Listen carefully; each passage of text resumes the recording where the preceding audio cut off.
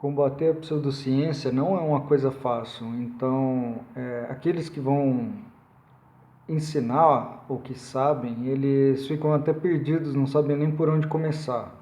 Se você foi criança nos anos 80, você ficou ouvindo essa história de bomba atômica a vida toda. E no fundo é uma coisa que não existe. Não, os átomos não explodem. O material radioativo, quando decai, não causa reação em cadeia.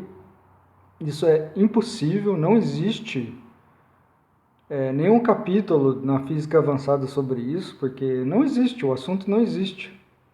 Né? Você tenta estudar o assunto e não existe uma experiência que mostre reação em cadeia no decaimento. Ou ocorre decaimento, ou ocorre uma reação em cadeia. E todos os cientistas do mundo que mediram isso, mediram isótopos, existe tabelado a meia-vida de cada isótopo. Simplesmente ninguém nunca se deparou com reação em cadeia de decaimento. Então esse assunto não existe. A televisão fica falando em bomba atômica, que Estados Unidos jogou bomba atômica no Japão, e aquelas imagens de explosão comum. Aquilo é uma explosão comum. Em cima do deserto, aquilo ali foi envenenando a nossa cabeça com pseudociência. Então esse é um dos primeiros assuntos da pseudociência, né? Um ícone da pseudociência. É difícil combater. Os físicos que conhecem um assunto não falam contra. Você não vê um físico indo na televisão falar: não existe bomba atômica. Não existe, para com isso. Eu tentei fazer isso em sites escritos, não consegui muita atenção, né? Apenas um físico lá da Espanha me escreveu agradecendo, ele pensava da mesma forma que eu. Não era a área de atuação dele, né? Medir a meia-vida de isótopos, mas ele conhecia bem o assunto. Então ele me agradeceu e falou: não, a partir de agora eu tenho obrigação de interromper esse assunto e tentar quebrar a pseudociência também. Então, todo mundo que sabe tem que falar.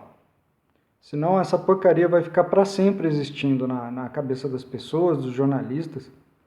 Não existe bomba atômica, não há o fenômeno do decaimento em reação em cadeia. Não existe uma progressão geométrica.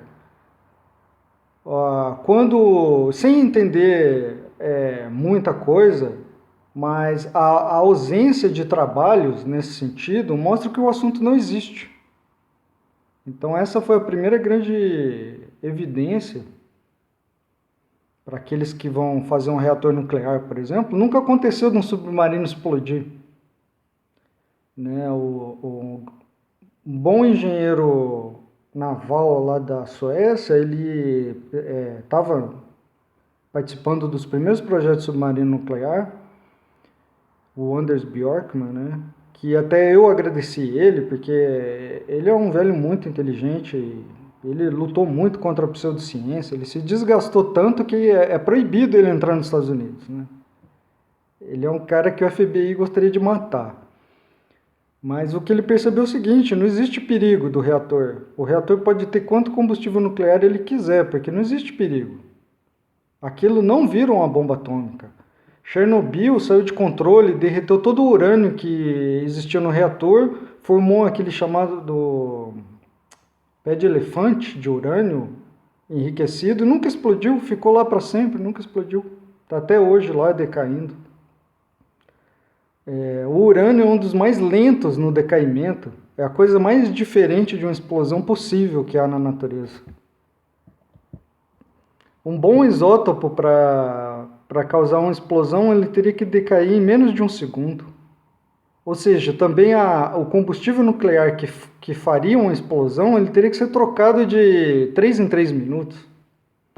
É um assunto que, devido à nossa escola não ensinar direito a questionar, isso faz das pessoas assim vítimas da pseudociência.